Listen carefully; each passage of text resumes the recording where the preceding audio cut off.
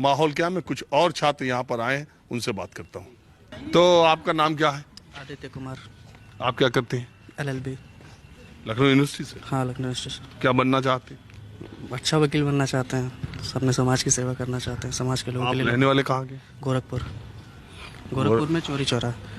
गोरखपुर में तो इस समय भगवा चल रहा है। लेकिन हम लोग बहुजन विचारधारा के हैं और हमेशा रहेंगे।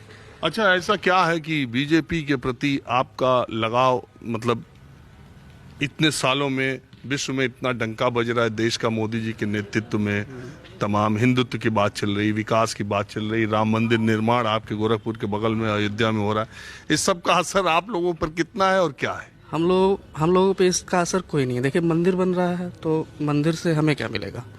मंदिर से हमें कुछ नहीं मिलने वाला है। जो वहाँ पे पुजारी हैं, वहाँ पे जो दान दक्षिणा चढ़ाया जाएगा। अब जैसे मंदिर बन रहा है तो अभी देखिए, कुछ दिन पहले देखने को मिला था कि काशी में कुछ मंदिरों में जो है पुजारी होते हैं, उनके लिए फॉर्म भरे जा रहे हैं। लेकिन पुजारी हम तो नहीं बन सकते ना, पुजारी अपर कास्ट के लोग बन सकते हैं। तो उससे हम लोगों को कोई मतलब नहीं। हम लोगों को चाहिए शिक्षा चाहिए। आज SC ST बनने के लिए कुछ पढ़ाई लिखाई, कुछ योग्यता कर्मकांड जानना भी है। अगर आप उतना जान ले तो शायद आप भी बन जाए। नहीं, बिल्कुल नहीं बन सकते हैं। बिल्कुल नहीं बन सकते। यहाँ पे उनसे ज्यादा जितने वहाँ होंगे उनसे ज्यादा यहाँ संस्कृत से PhD हैं। हमें बनाए तो सही, यहाँ बहुत सारे मिल जाएंगे पंडित, एक से बढ़ के एक है पंडित। उसकी टेंशन ना ले, हमें मौका तो दें, हम चलें। लेकिन पंडित ही तो पंडित है। नहीं, देखिए पंडित वही है जिसको ज्ञान है ना। यहाँ ज्ञानी बहुत हैं। यहाँ दे तो दलित नाम के उनको भगा दे रहे हैं, तो कहाँ से कोई पंडित बन पाएगा बताइए? ज्ञानी शास्त्रों में तो कहा गया है जिसके पास ज्ञान है वही जो है पंडित है। वो भी इंसान, हम भी इंसान। ये अगर जात के हिसाब से जो है उनको पंडित बना दिए हैं। हम लोग जो है दलित हैं, तो इस वजह से एक से बढ़ के एक ज्ञानी यहाँ संस्कृत में PhD PDF लोग कर रहे हैं। अरे मुझे मालूम है देश में। तो अच्छा, एक बात बताइए, ये जो राम मंदिर का पूरे देश से आह्वान हो रहा है, 22 जनवरी को जुटान होगा पूरे देश से, तो आप लोग भी जाएंगे कि नहीं? क्यों जाएंगे? हमारा वहाँ क्या करना है? हमको राम से कुछ लेना देना नहीं है। हम केवल बाबा साहब को जानते हैं, बाबा साहब को पूजते हैं, उन्हीं के मानते हैं।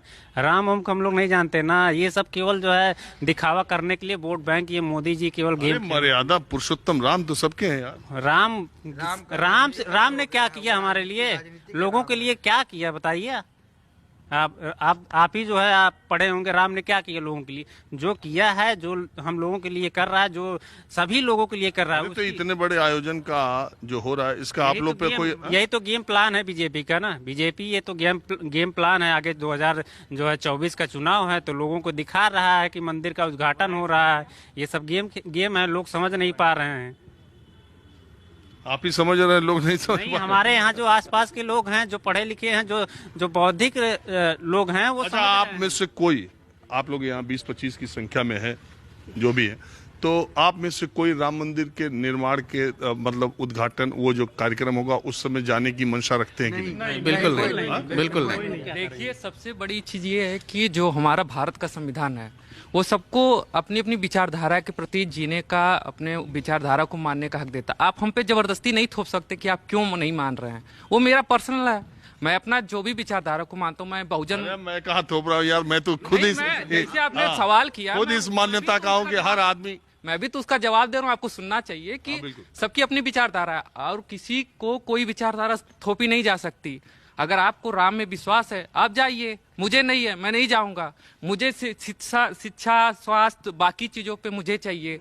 मुझे नौकरियों पे अधिकार चाहिए, हमें शिक्षा चाहिए, बेसिक जरूरतें जो है, स्वास्थ्य चाहिए, हॉस्टल भी चाहिए, वो आप दीजिए जो मुझे चाहिए। मुझे राम नहीं चाहिए। आप जबरदस्ती ये थोड़ी कहें कि नहीं आप राम को। मुझे कल को हो सकता है कि आपकी कोई और विचारधारा पसंद आ जाए, तो मैं आपके विचारधारा, जिसे आपने कहा ना कि आप लोग इतने सालों से भाजपा से क्यों नहीं अट्रैक्ट हो पाए।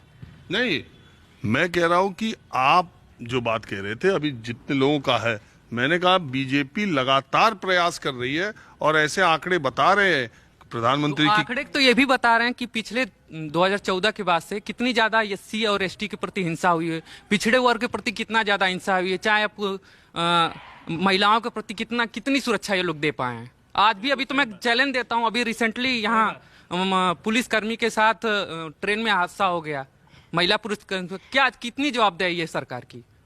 क्या इस मुद्दे को इससे तोपा जा सकता है कि नहीं राम मंदिर बना देंगे, ये सब खत्म? राम अलग चीज है, आपकी धार्मिक भावना है, आप करिए। मेरी धार्मिक भावना, मैं नहीं धर्म मानूंगा तो आप ये थोड़ी करेंगे कि ये जबरदस्ती नहीं आप मानो। कोई इस्लाम को मानेगा, कोई बौद्ध को मानेगा, कोई जैन को मानेगा, वो तो अपनी, हमारी संविधान हमें ये स्वतंत्रता देता है। मैं आपसे यही सवाल पूछने आया हूँ कि यहाँ जो पढ़े लिखे दलित समाज के स्टूडेंट हैं और मेधावी छात्र हैं, ये नहीं कह रहे कि नहीं वो ना बनवाए, चाहे हम लोग उसका विरोध भी नहीं कर रहे, लेकिन मुझे तो शिक्षा चाहिए, मुझे स्वास्थ्य चाहिए, ये इसके लिए तो हम आंदोलन करेंगे, इसके लिए हम आवाज उठाएंगे। तो वही मैं पूछने आपसे भाई आया यही हूँ कि आपके समाज की जो बात है, आपके समाज को जो समाज की बात मजबूत जो करने वो आवाज तो कमजोर हो गई। हमारे इस समाज में राम को भी मानने वाले हैं, हमारे इस समाज में तो राम को भी मानने वाले हैं। क्या उनको शिक्षा की जरूरत नहीं है? क्या उनको स्वास्थ्य की जरूरत नहीं है? आप बताइए, राम को मानने कोई ऐसा तो है नहीं कि नहीं ये मानेंगे ये नहीं मानेंगे। मुस्लिम कन्वर्ट हो जाते हिंदू में, हिंदू कन्वर्ट हो जाते मुस्लिम में, क्रिश्चियन में कन्वर्ट हो जाते। कितने ज्यादा दलित लोग क्रिश्चियन में कन्वर्ट हो गए, क्यों कन्वर्ट हो गए? आप समानता अधिकार नहीं दे पा रहे हैं, आप फिर कह रहे हैं कि भाजपा को क्यों नहीं मान रहे हैं।